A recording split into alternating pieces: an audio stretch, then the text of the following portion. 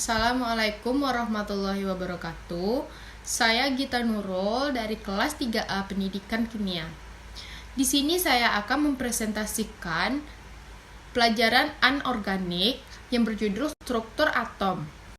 Nah, spektrum atom hidrogen dikemukakan oleh Balmer, seorang guru matematika di Swiss pada tahun 1884. Balmer menemukan pancaran cahaya tampak dari atom hidrogen lintasan tertentu.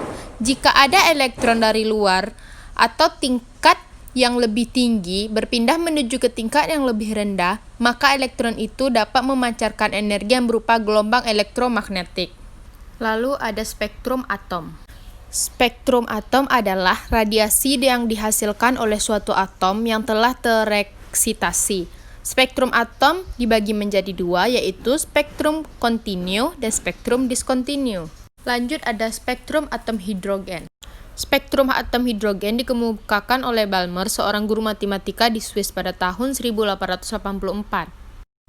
Nah, di sini ada percobaannya. Apabila suatu zat dipanaskan secara temperatur terus-menerus, maka zat ini akan memancarkan cahaya yang berbentuk spektrum yang kontinu. Pemancaran radiasi cahaya pada zat ini disebabkan oleh getaran atom-atom penyusun zat. Akan tetapi, jika suatu gas yang berdalaman tabung gas bertekanan rendah diberikan kepada potensial tinggi, maka gas akan memancarkan spektrum diskontinu, yang berarti gas hanya memancarkan cahaya dengan panjang gelombang tertentu. Berdasarkan hasil pengamatan tentang spektrum atom hidrogen, Balmer menemukan 4 spektrum garis pada cahaya tampak, yaitu 410,2 nanometer, 434,1 nanometer, dan seterusnya. Deret-deret spektrum garis yang memenuhi persamaan tersebut disebut deret Balmer, yang terletak pada daerah cahaya tampak. Akan tetapi, tidak hanya deret Balmer saja yang ditemukan dalam atom hidrogen, ada deret yang lain.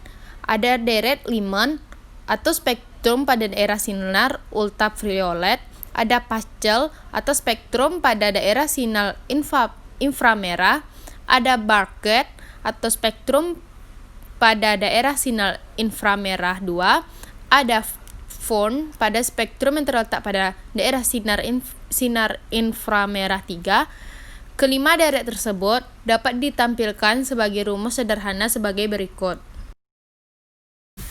Ada kelemahan model atom Bohr.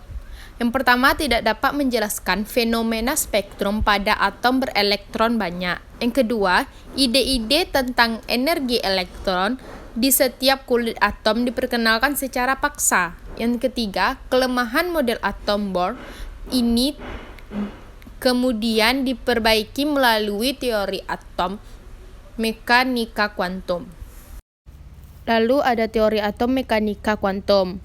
Pertama ada dari de Broglie dari 1892 sampai 1987. Nah, lalu selanjutnya ada dari Schrödinger dari 1887 sampai 1961.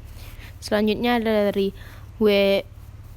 Heisenberg dari 1901 sampai 1976. Selanjutnya ada teori atom mekanika kuantum, yaitu orbital. Orbital adalah daerah di dalam atom yang memiliki kemungkinan paling besar untuk ditepati oleh elektron. Lanjut ada bilangan kuantum. Suatu orbital atau didefinisikan oleh 3 bilangan kuantum, yaitu n bilangan kuantum utama atau ukuran tingkat energi yang dilambangkan L, bilangan kuantum angular atau bentuk orbital, M sama dengan bilangan kuantum magnetik atau orientasi orbital sumbu X, Y, dan Z.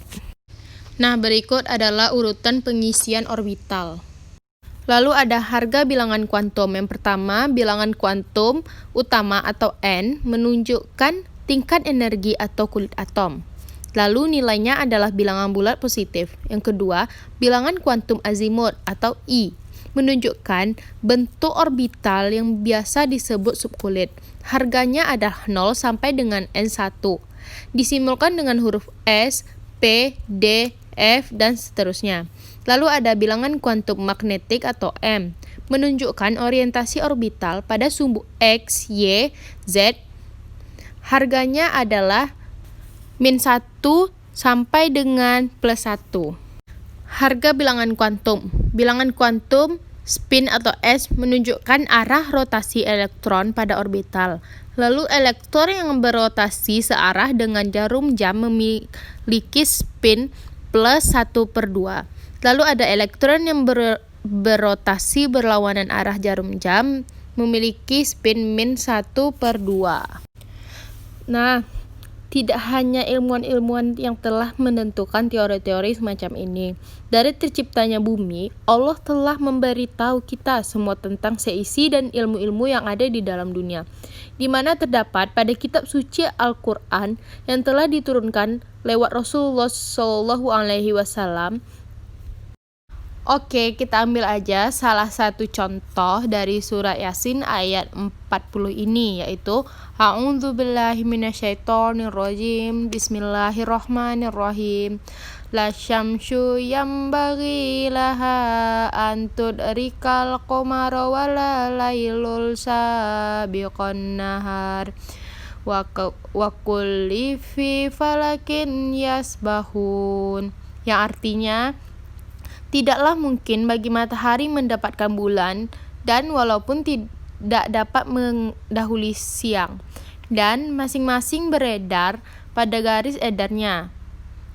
Yasin ayat 40.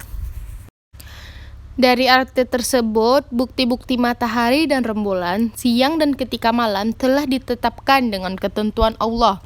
Matahari tidak akan mendahului rembulan untuk perubahan suatu perjalanan atau menyelenyapkan cahayanya.